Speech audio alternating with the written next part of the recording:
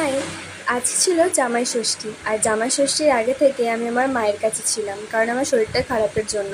তো যাই হোক, ও তার আগের দিনে চলে এসেছিলো কাজ থেকে আমাদের বাড়িতে। আর সকাল সকাল আমরা ঘুম থেকে উঠে পড়েছিলাম। জামাই ষষ্ঠীতে নতুন বিয়ে যাদের হয় তাদের মিষ্টি বেলাতে হয়, তো তার জন্য আমরা মিষ্টি কিনতে চলে গেছিলাম পাড়ায় মিষ্টি দেবো বলে। আর এই যে আমি একদম সাদামাটা হয়ে যাচ্ছি, কোনো সাজগোজ কিচ্ছু নেই। এখান থেকে আমরা রসগোল্লা নিয়ে নিয়েছিলাম, এখান থেকে কোনো সন্দেশ নেওয়া হয়নি।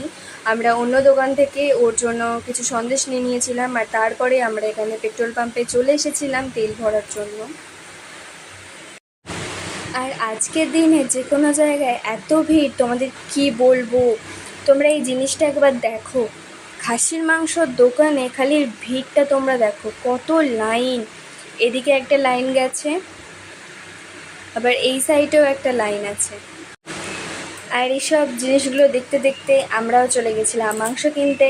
তো এই যে ও মাংস দোকানে দাঁড়িয়ে পড়েছে, ও কিনুক, আমি একটু দাঁড়িয়ে দাঁড়িয়ে ফোন দেখি আর কি করব। তো তারপর আমরা মাংস নিয়ে বাড়ি চলে গেছিলাম। ওখান থেকে আমরা আবার এসেছিলাম উমাতে, আমাদের এখানে উমা স্টোরে। তো এখান থেকে আমরা পাখা নিয়ে নিয়েছিলাম, কারণ আমাদের বাড়িতে মানে আমার বাপের বাড়ির এখানে প্রচুর গরম। ওই জন্য আমরা পাখা নিয়ে নিচ্ছিলাম যে কোনটা নেব, অরিয়েন্ট না বাজাজ। তো এর মধ্যে একটু পার্থক্যটা দেখছিলাম। তো তারপর আমরা এই পাখাটা নিয়েছি। আর খুব ভালো, এখান থেকে সব জিনিস সবাই নেয়। তো এসেই সব কিছু জোগাড় করতে শুরু করে দিয়ে হয়েছে, দেখো। তারপরেই দুপুরে লাঞ্চে ছিল এই খাবারগুলো, সর্ষে ইলিশ, তারপর হচ্ছে চিংড়ি মাছের মালাইকারি,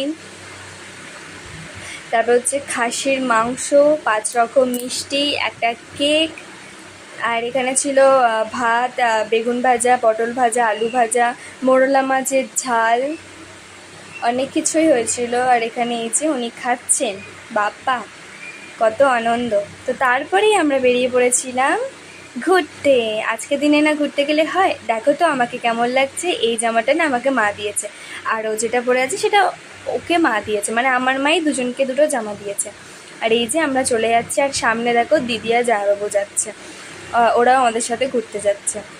তো আমরা 4 জনে বেরিয়ে পড়েছি। কোথায় যাচ্ছি তোমরা হয়তো বলবে যে এই জায়গায় বারবার যাচ্ছ। হয়তো তোমাদের সাথে আমি ফেসবুকে শেয়ার করিনি, কিন্তু ইউটিউবে শেয়ার করেছিলাম। আমার খুব পছন্দের জায়গা উলুবেড়িয়া কালীবাড়ি, খুব ভালো লাগে। গঙ্গার পাড়, বসে বসে হাওয়া খাবে, প্রচুর মজা করবে। তো এই যে আমরা চলে এসেছি রানিহাটি। তারপর রানিহাটি থেকে এই যে দেখো মন্দিরের ভেতরে ঢুকছে। হয়তো অতটা রাস্তা ভাববে তোমরা যে রানিহাটি থেকে চলে এলাম, না না, তারপর আর ভিডিও করিনি। আর এই যে দেখো